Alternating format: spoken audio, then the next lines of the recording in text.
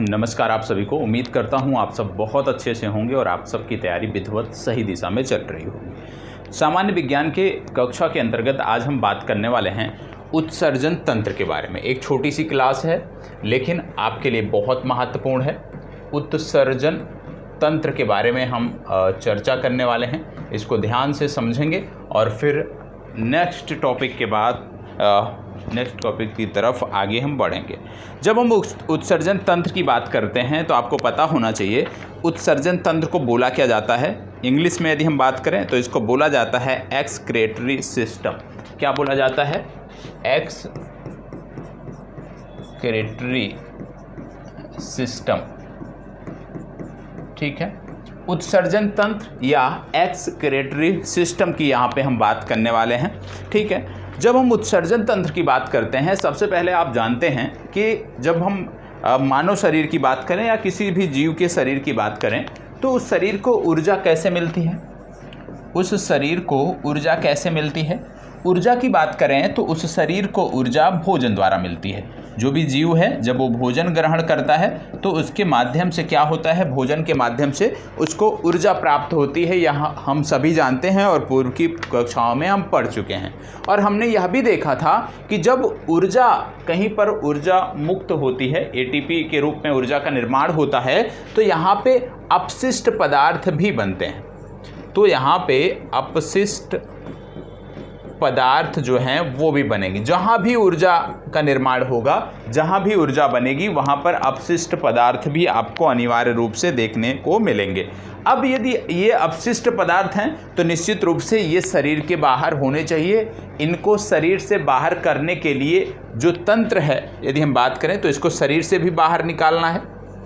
जो अपशिष्ट पदार्थ है इसको शरीर से बाहर निकालना है।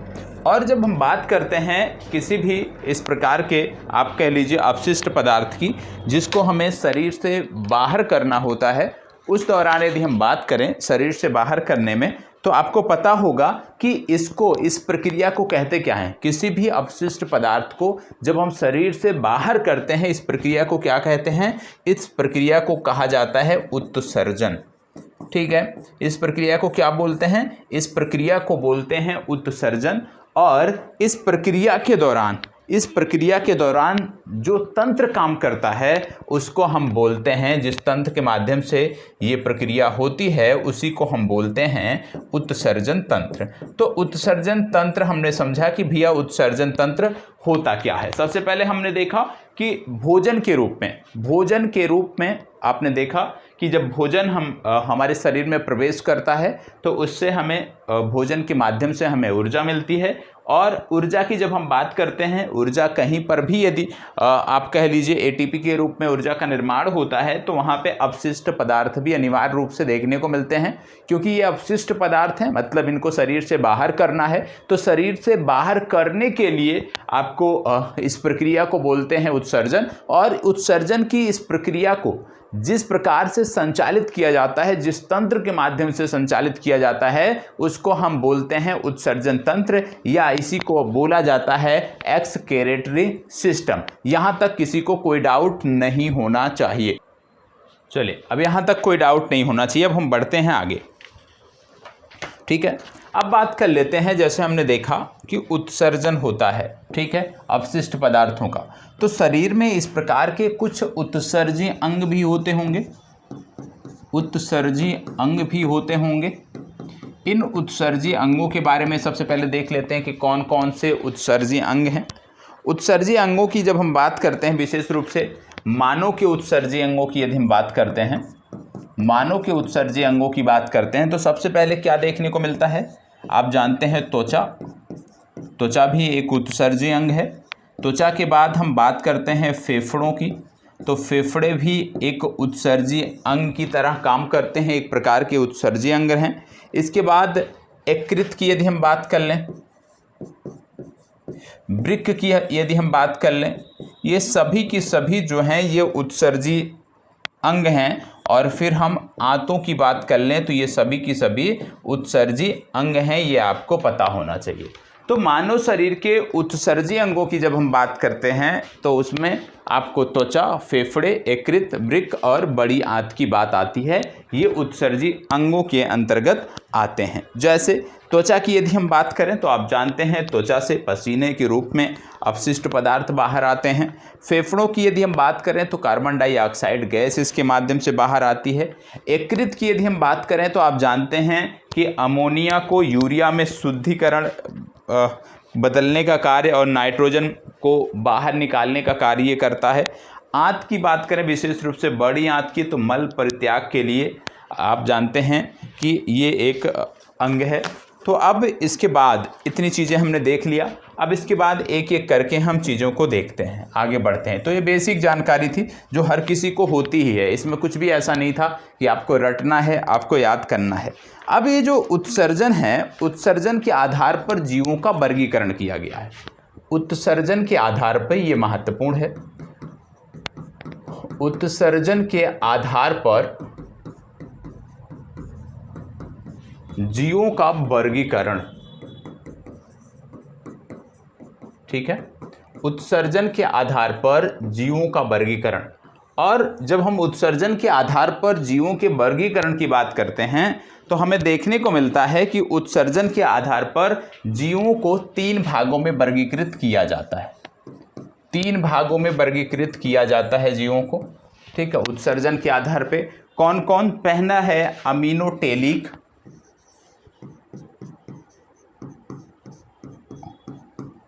अमीनोटेलिक, पहला हो गया अमीनोटेलिक। दूसरा हो गया यूरियोटेलिक,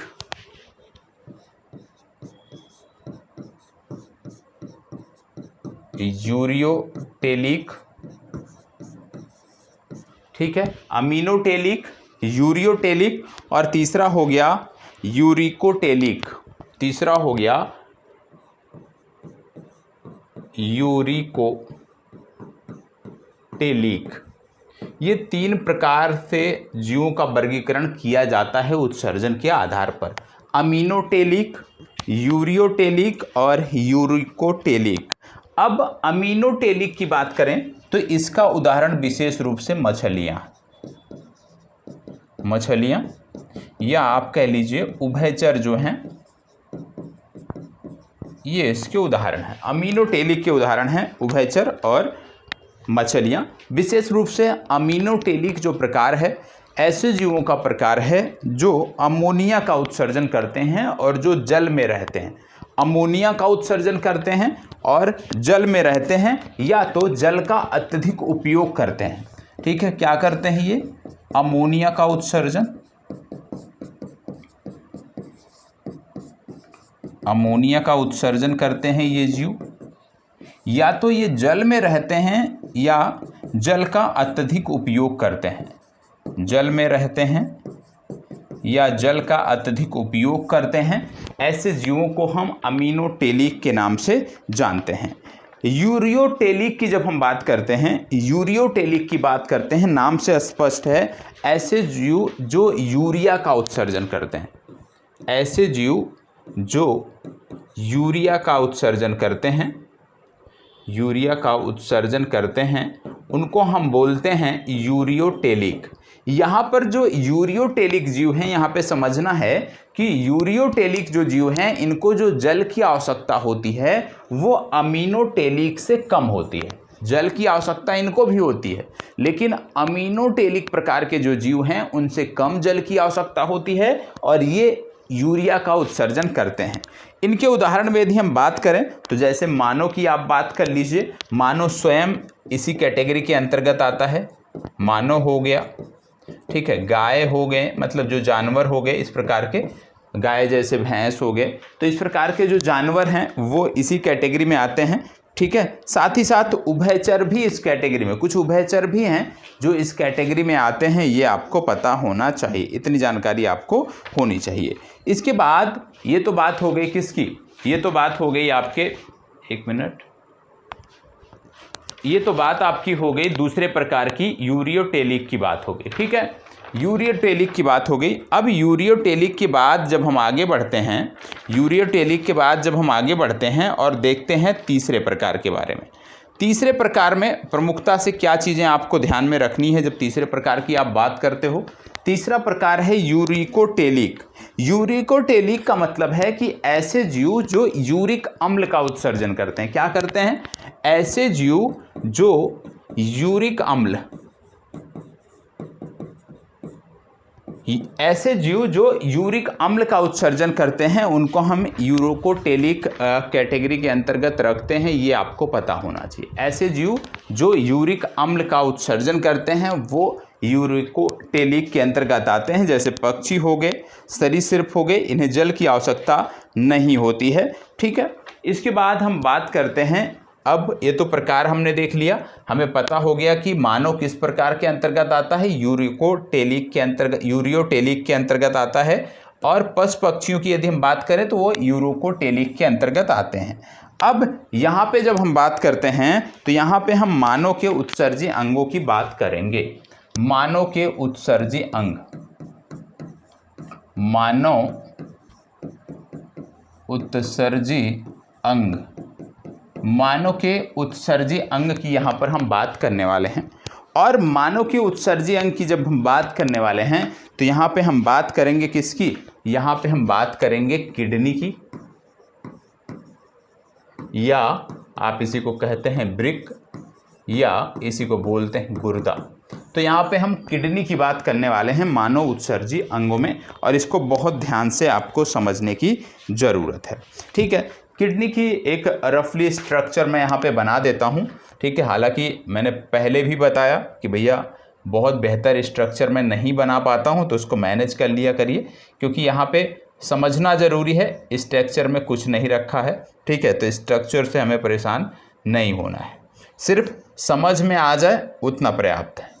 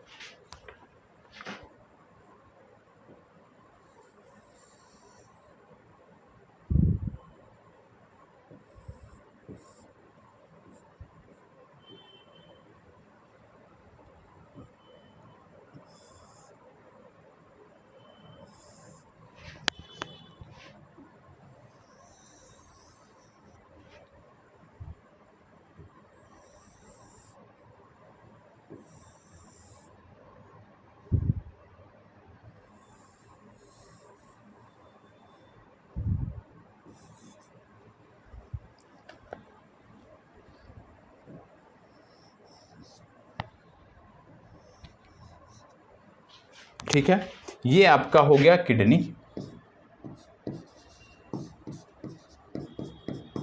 ठीक है, ये किडनी हो गया। किडनी के अंदर ऐसे डॉटेड आपको देखने को मिल रहा है, ये बहुत महत्वपूर्ण है। क्या है अभी मैं बता रहा हूँ।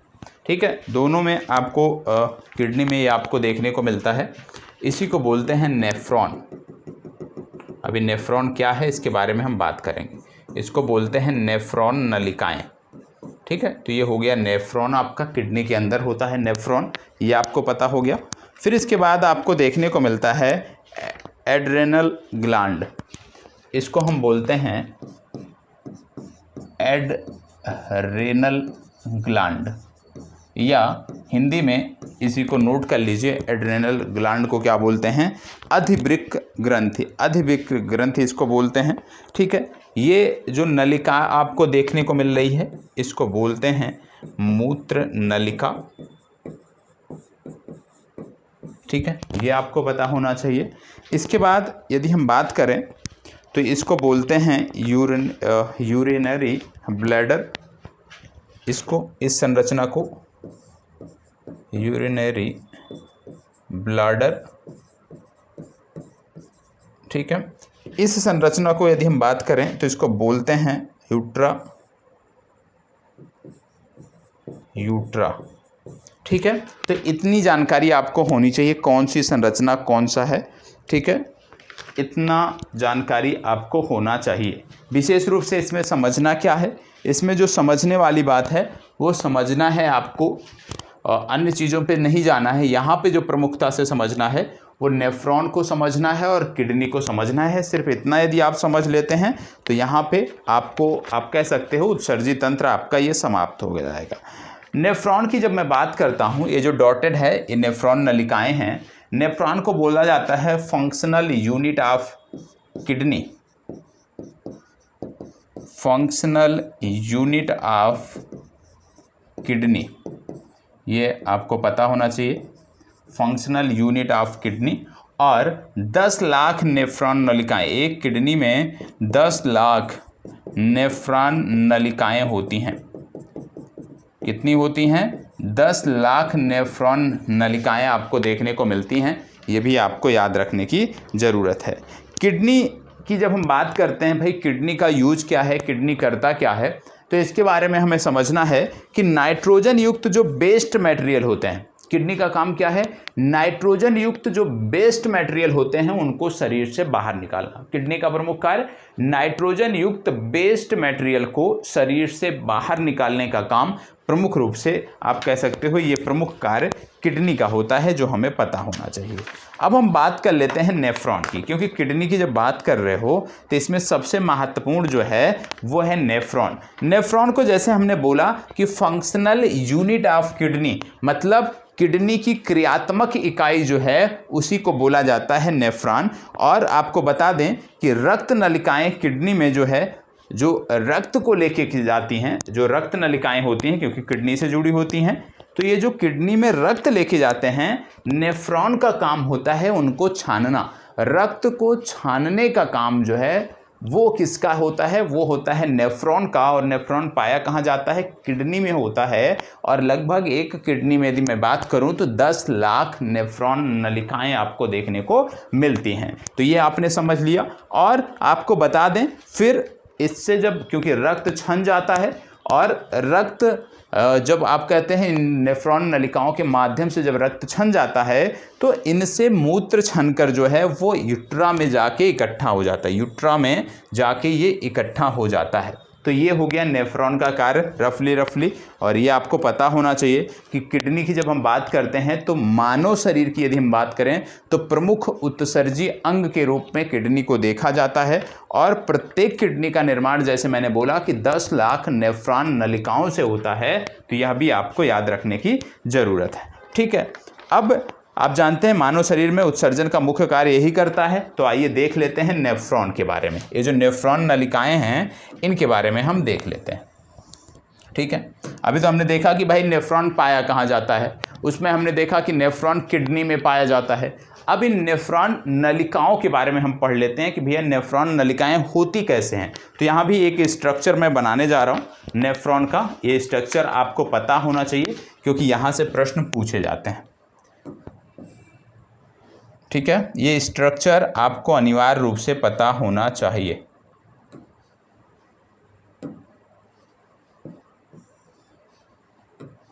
अब बात किसकी हो रही है, किडनी की कार्यात्मक इकाई जिसको बोलते हैं नेफ्रॉन, नेफ्रॉन नलिका। नेफ्रॉन नलिका का स्ट्रक्चर मैं यहाँ पे बना रहा हूँ। ठीक है, जैसे मैंने पूर्व में बताया कि भैया स्ट्रक्चर बनाने में, चित्र बनाने में मुझको कोई महारत नहीं हासिल है, एक रफली चित्र बनता है और मैं समझता हूँ कि समझने के लिए वो पर्याप्त है, संबंधित कंटेंट को समझने के लिए पर्याप्त है। तो चित्र में कहीं कोई कमी है, ठीक है, तकनीकी कमी है तो ज़रूर बताइएगा, बाकी स्ट्रक्चर बेस्ड कमी है तो उसको इग्नोर करिएगा। ठीक है, क्योंकि बहुत सारे लोग कमेंट कर देते हैं ना कि सर ये नलिका सही नहीं बनी है, ये ऐसी होनी चाहिए।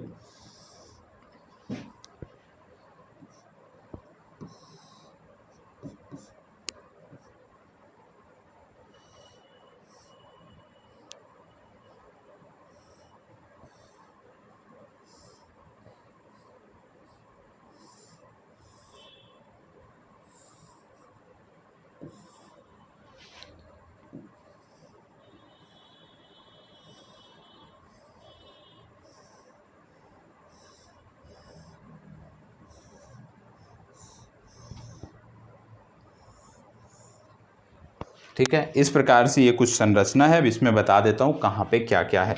सबसे पहले इसमें एक इस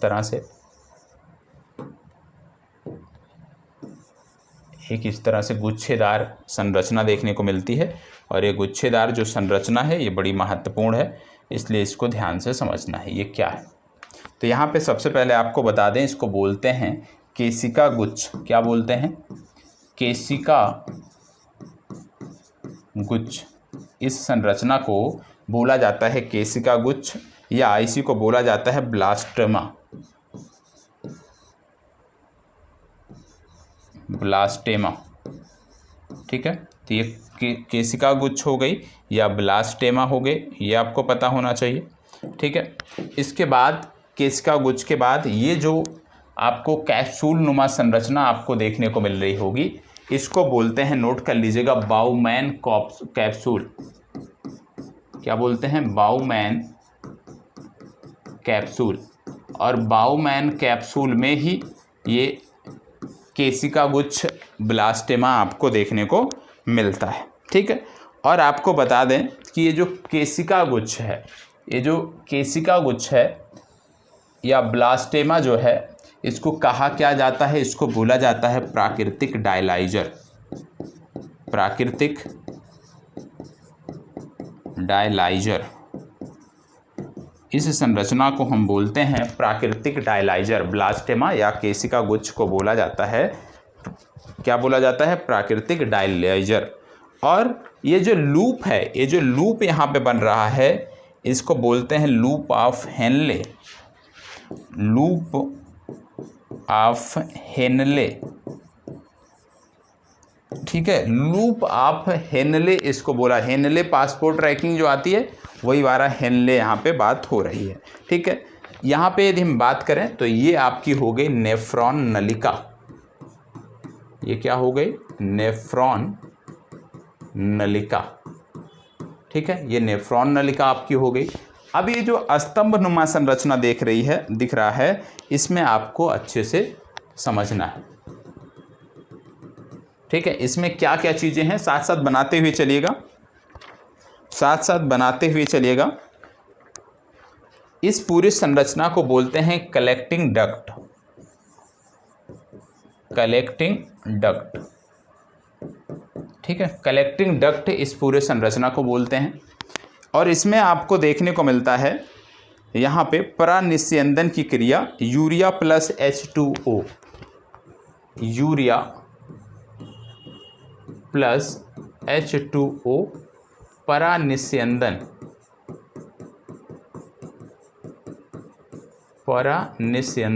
ठीक है। या परानिस्यंदन को इंग्लिश में क्या बोलते हैं? नोट कर लीजिएगा, अल्ट्रा फिल्ट्रेशन। क्या बोलते हैं इसको? Ultra filtration. परानिस्यंदन या अल्ट्रा फिल्ट्रेशन की क्रिया यहाँ पे होती है। अभी हम एक एक करके समझेंगे। तो ये आपका हो गया, ठीक है। एक संरचना हो गई नेफ्रॉन के बारे में, नेफ्रॉन नलिका की एक संरचना हो गई। इसमें आपने देखा ये नेफ्रॉन नलिका हो गया, ये बाउमैन कैप्सूल हो गया, और इसी के अंतर्गत केशिका गुच्छ होता है जिसको ब्लास्टेमा कहते हो, या इसी को प्राकृतिक डायलाइजर भी बोला जाता है। लूप ऑफ हेनले आपने देख लिया, और फिर ये जुड़ा होता है नेफ्रॉन नलिका से। और इसमें आपने देखा कलेक्टिंग डक्ट में परानिस्यंदन की क्रिया होती है, और आपने देखा यूरिया प्लस H2O की यहाँ पे बात हो रही है, मतलब अल्ट्रा फिल्ट्रेशन की यहाँ पे बात हो रही है। तो एक रफली संरचना है, इसको बना लीजिए। फिर आगे हम बात करते हैं मानव शरीर में उत्सर्जन की प्रक्रिया कैसे होती है, उसकी हम बात करते हैं। तो उम्मीद करता हूँ ये समझ में आ गया होगा। अब हम बात करते हैं कि मानव शरीर में उत्सर्जन की प्रक्रिया होती कैसी है।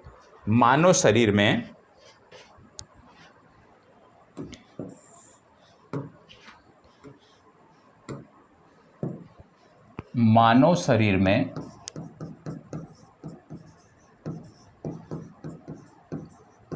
उत्सर्जन की प्रक्रिया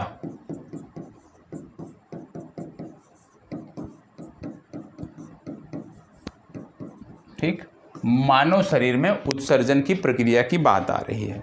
मानव शरीर में जब आप उत्सर्जन की प्रक्रिया की आप बात करते हो तो आप जानते हो प्रोटीन के उपापचय के बाद सबसे पहले आपको देखने को मिलता है, यहाँ पर भी एक, पहले एक चित्र यहाँ पर भी बना लीजिए, उसके बाद हम इसको समझते हैं। ये आपका हो गया रक्त,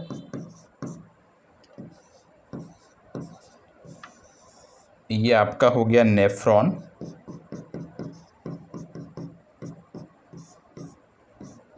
नेफ्रॉन, और ये आपका हो गया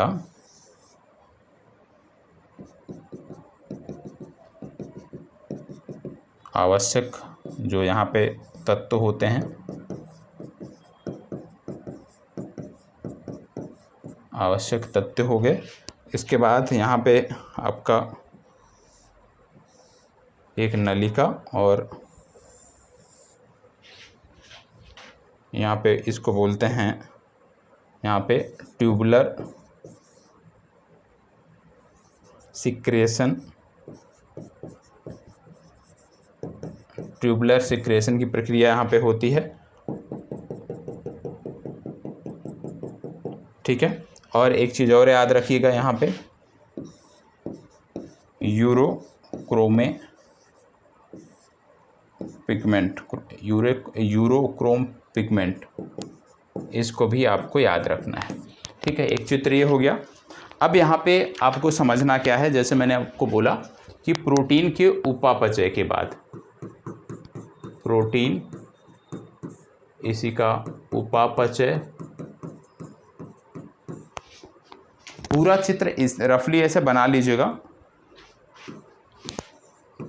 के बाद अमोनिया, प्रोटीन का उपापचय होगा तो अमोनिया की बात आएगी, और अमोनिया से फिर बात आएगी यूरिया की, और यूरिया की बात जब हम आगे बढ़ाएंगे फिर बात आ जाती है नेफ्रॉन की, नेफ्रॉन या उत्सर्जन की बात आ जाती है। और नेफ्रॉन या उत्सर्जन की जब आप बात करते हैं तो आपको देखने को मिलता है कि इसमें भी 3 चरण होते हैं। पहला क्या होता है, परानिस्यंदन, परानिस्यंदन। दूसरा चरण क्या होता है इसमें, दूसरा चरण होता है पुनर्अवशोषण, पुनर्अवशोषण, और तीसरा हो गया नलिका स्राव, ठीक है। ये आपको देखने को मिलता है, ये चरण आपको देखने को मिलता है, ठीक है। अब इसमें हम जब बात करते हैं, प्रमुखता से जब हम बात करते हैं, तो आपको बता दें कि जब प्रोटीन का उपापचय होता है, यहाँ पे आपको देखने को मिल रहा होगा प्रोटीन का उपापचय, और प्रोटीन के उपापचय के पश्चात मानव शरीर में अमोनिया का निर्माण होता है। प्रोटीन के उपापचय के उपरांत मानव शरीर में अमोनिया का निर्माण होता है, यहाँ तक कोई डाउट नहीं होना चाहिए। और यकृत कोशिकाओं के द्वारा ये जो अमोनिया है, यकृत कोशिकाओं के द्वारा ये जो अमोनिया है ये यूरिया में कन्वर्ट कर दिया जाता है। किसके द्वारा, यकृत कोशिकाओं के द्वारा ये जो अमोनिया है, जो प्रोटीन के उपापचय के दौरान बना, प्रोटीन के उपापचय के उपरांत बना, उसको यूरिया में कन्वर्ट कर दिया जाता है। किसके द्वारा, यकृत कोशिकाओं द्वारा। तो याद रखिएगा, यकृत कोशिकाओं द्वारा, यकृत कोशिकाओं द्वारा ये यूरिया में कन्वर्ट हो जाता है, ये आपको पता होना चाहिए। और जब आप आगे बढ़ते हो देखने जाता है कि यह जो जैव रासायनिक चक्र है, यह जो जैव रासायनिक चक्र है जिसमें अमोनिया यूरिया में कन्वर्ट हो रहा है, जिसमें अमोनिया यूरिया में कन्वर्ट हो रहा है, इस जैव रासायनिक चक्र को बोलते हैं यूरिया चक्र, ठीक है। तो इस प्रक्रिया को, इस चक्र को क्या बोला जाता है, इसको बोला जाता है यूरिया चक्र, ठीक है। याद रखिएगा, इसको क्या बोला जाता है, इसको बोला जाता है यूरिया चक्र। नेफ्रॉन के द्वारा उत्सर्जन की प्रक्रिया आप जानते हैं लगभग 3 चरणों में पूरी होती है। नेफ्रॉन के द्वारा उत्सर्जन की जो प्रक्रिया है वो 3 चरणों में पूरी होती है। पहला है परानिस्यंदन, दूसरा है पुनर्अवशोषण, और तीसरा है नलिका स्राव। ये आपको याद रखना है। अब इसमें जब हम बात करते हैं तो आप जानते हैं कि नेफ्रॉन क्या करता है, नेफ्रॉन रक्त को छानकर, रक्त जो है नेफ्रॉन में पहुंचता है और ये रक्त को छानकर आगे रक्त नलिकाओं में भेज देता है। नेफ्रॉन का काम क्या है? रक्त को छानना और फिर छानकर आगे रक्त नलिकाओं में भेज देना। और इस प्रक्रिया के दौरान कई बार क्या होता है कि ऐसे आवश्यक तत्व जो आगे नहीं जाने चाहिए, ठीक है, वो भी रक्त में आपको देखने को मिलते हैं। कई बार अपशिष्ट पदार्थ जो आगे नहीं जाने चाहिए वो भी आवश्यक, जो आप कह सकते हो कि नेफ्रॉन है, नेफ्रॉन का काम है रक्त को छानना। अब ये रक्त को छान रहा है, लेकिन कई बार इससे बच जाते हैं, जो अपशिष्ट पदार्थ हैं वो बच जाते हैं और वो रक्त नलिकाओं में आगे बढ़ जाते हैं। और जब वो रक्त नलिकाओं में आवश्यक तत्व के साथ आगे बढ़ जाते हैं तब इनका पुनर्अवशोषण किया जाता है। तो पुनर्अवशोषण क्या है कि मतलब नेफ्रॉन के द्वारा रक्त छानकर रक्त नलिकाओं में भेजने के बाद यदि मान लीजिए नेफ्रॉन के छानने के उपरांत भी कुछ अपशिष्ट पदार्थ हैं जो रक्त के साथ आगे बढ़ गए हैं, उनको पुनः अवशोषण करना, उनको आगे बढ़ने से रोकना, वो प्रक्रिया पुनर्अवशोषण प्रक्रिया के दौरान होती है। ये आपको पता होना चाहिए, ठीक है। अब ये इसके बाद क्या होता है, और पुनर्अवशोषण हो गया। पुनर्अवशोषण के बाद फिर नलिका स्राव की बात आती है जहाँ पे ये रक्त आगे बढ़ जाता है, ठीक है। तो ये प्रक्रिया है जो आपको पता होना चाहिए। और आपको बता दें कि कई बार हम देखते हैं कि जो मूत्र होता है उसका कलर येलो होता है। येलो होने का कारण क्या होता है, याद रखिएगा, यूरोक्रोम पिगमेंट इसका कारण है, ये भी आपको याद रखिएगा।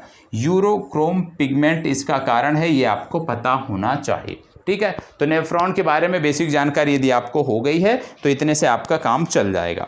अन्य जीवों में यदि हम उत्सर्जन की बात करें, सबसे पहले आपको समझना है कशेरुकी जीवों में। कशेरुकी जीव मतलब जिनमें रीढ़ की हड्डी अनिवार्य रूप से पाई जाती है। तो जिनमें रीढ़ की हड्डी अनिवार्य रूप से पाई जाती है, ऐसे जीवों में जो उत्सर्जन की प्रक्रिया होती है वो किसके द्वारा होती है, वो किडनी द्वारा होती है, ठीक है। अब बात यदि हम कर लें कि भैया कीटों में उत्सर्जन कैसे होता है, कीटों में उत्सर्जन की प्रक्रिया कैसे होती है। तो कीटों में उत्सर्जन की प्रक्रिया की जब हम बात करते हैं तो इसको नोट कर लीजिएगा, इसको बोलते हैं मेल पिगियन ट्यूब्यूल। मेल पिगियन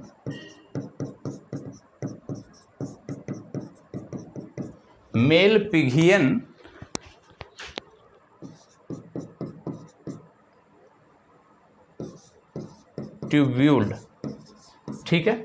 कीटों में मेल पिगियन ट्यूब्यूल।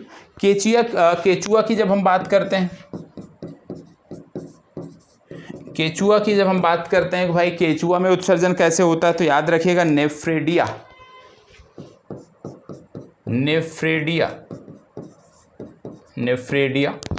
केचुआ के बाद यदि हम आगे बढ़ते हैं, झींगा की बात करते हैं। जिन्होंने नहीं देखा है जाके देख लीजिएगा। तो झींगा में क्या देखने को मिलता है, एक ग्रीन ग्लैंड देखने को मिलती है, ग्रीन ग्लैंड। तो ग्रीन ग्लैंड के माध्यम से झींगा में उत्सर्जन होता है। परजीवी की यदि हम बात करें कि परजीवी में कैसे उत्सर्जन होता है, तो परजीवी में फ्लेम सेल होता है। फ्लेम सेल के माध्यम से परजीवी में उत्सर्जन होता है। तो उत्सर्जन के अंतर्गत सिर्फ इतना ही समझना था।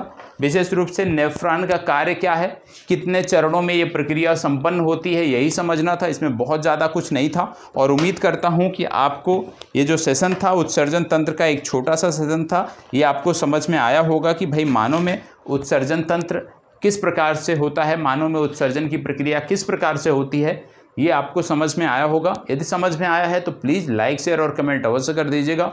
बढ़ते हैं अगले सेशन में, और अगले सेशन में जब हम मिलेंगे तो वहाँ पे विशेष रूप से रक्त के बारे में हम पढ़ेंगे, जो कि हमारा एक महत्वपूर्ण टॉपिक होगा, ठीक है। चलिए, धन्यवाद, बहुत बहुत आभार।